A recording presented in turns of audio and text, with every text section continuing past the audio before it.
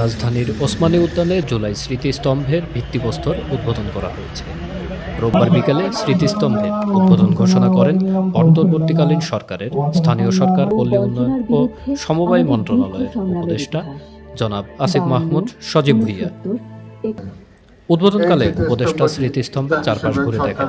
এ সময় তাকে প্রকল্প সংক্রান্ত নানা তথ্য উপস্থাপন করেন ঢাকা দক্ষিণ সিটি কর্পোরেশনের নির্বাহী প্রকৌশলী সাইফুল ইসলাম জয়। এ সময় প্রকল্প সংক্রান্ত বিভিন্ন তথ্য সম্বলিত একটি প্রামাণ্যচিত্র প্রদর্শন করা হয়। ও স্বতন্ত্র ৮টি স্তম্ভ ধারণ করে আছে সমাজের বিভিন্ন শ্রেণী পেশার মানুষের ঐক্য, যে ঐক্যে ছিল না ধর্ম, দল, মত ও মতাদর্শিক বিভেদের ছেদবিন্দু। প্রামাণ্যচিত্র প্রদর্শনের পর সাংবাদিকদের সাথে কথা বলেন উপদেষ্টা আসিফ মাহমুদ। ভিত্তিপ্রস্তর স্থাপন করলাম, যদিও কাজ অনেকটাই এগিয়ে গেছে এবং আমরা আশা করছি যে ডিসেম্বরের মধ্যে আমরা এই কাজটা শেষ করতে পারবো। জুলাই গণঅভ্যুত্থানকে স্মরণে রাখার জন্য অন্তর্বর্তীকালীন সরকার নানা রকম উদ্যোগ গ্রহণ করেছে, যার একটি অংশ হচ্ছে এই জুলাই স্মৃতিস্তম্ভ। এই স্মৃতিস্তম্ভের ডিজাইন করা এবং সকল ক্ষেত্রে আমরা সর্বোচ্চ গুরুত্ব দিয়েছি আমাদের শহীদদেরকে স্মরণ করার বিষয়টি, এবং আমাদের আমাদের জাতির যে ইতিহাস, সেই ইতিহাসটা তুলে ধরার চেষ্টা করা হয়েছে। এ ধরনের কাজে সাধারণত ডিজাইনেই মূল পরিশ্রম এবং সময়টা যায়, এখন প্রকৃত কাজ বাস্তবায়নের পথে আছে।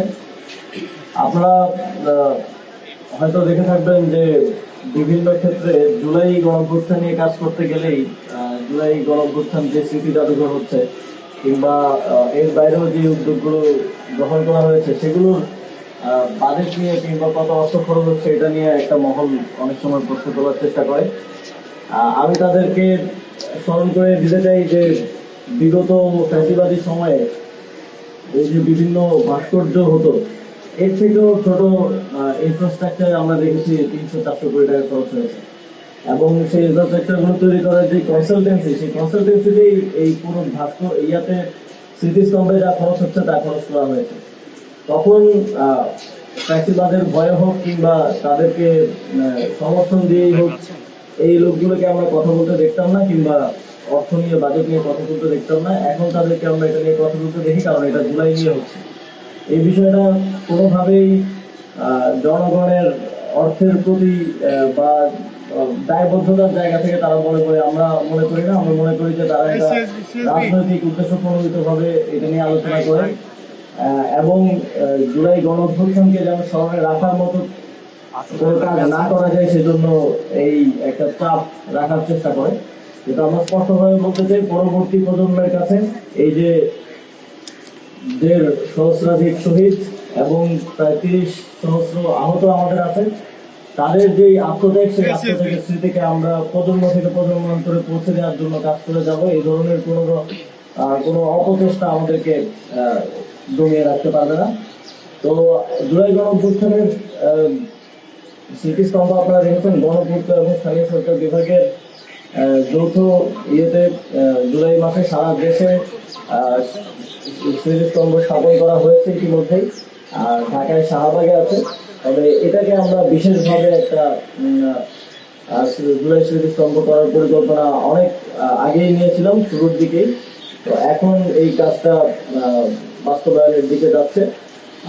এই কাজের বাস্তবায়নের সাথে ঢাকা দক্ষিণ সিটি কর্পোরেশন সহ যারা জড়িত আছেন, সংশ্লিষ্ট আছেন, যারা দিনরাত পরিশ্রম করে যাচ্ছেন, সকলকে ধন্যবাদ ও কৃতজ্ঞতা জানিয়ে এবং জুলাই গণঅভ্যুত্থানকে স্মরণে রাখার জন্য সরকারি বেসরকারি যেভাবে পারে সেভাবে কাজ করার জন্য আহ্বান জানিয়ে আমরা বক্তব্য শেষ করছি। আপনারা জানেন প্রতিটি জেলা শহরে এবং ঢাকায় শাহবাগে স্থাপন করা হয়েছে। এর বাইরেও আমরা চেষ্টা করবো যে সিটি কর্পোরেশনগুলোর মাধ্যমে এই ধরনের জুলাইকে স্মরণে রাখার বিভিন্ন কার্যক্রম গ্রহণ করতে। সেটা সবসময় যে স্মৃতিস্তম্ভই হতে হবে নেসারি, যেহেতু একটা প্রত্যেকটা জেলায় আছে, আরো বিভিন্ন উদ্যোগের মাধ্যমে জুলাই গণঅভ্যুত্থানকে স্মরণে রাখার উদ্যোগ গ্রহণ করা হবে। আর এছাড়াও স্ট্রিট মেমোরি স্ট্যাম্প স্থাপন করা হয়েছে স্থানীয় সরকার বিভাগের উদ্যোগে।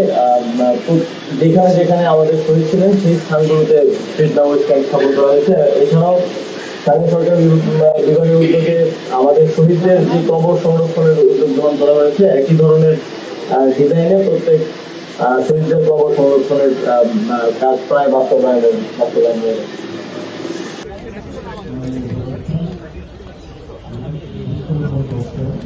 এবং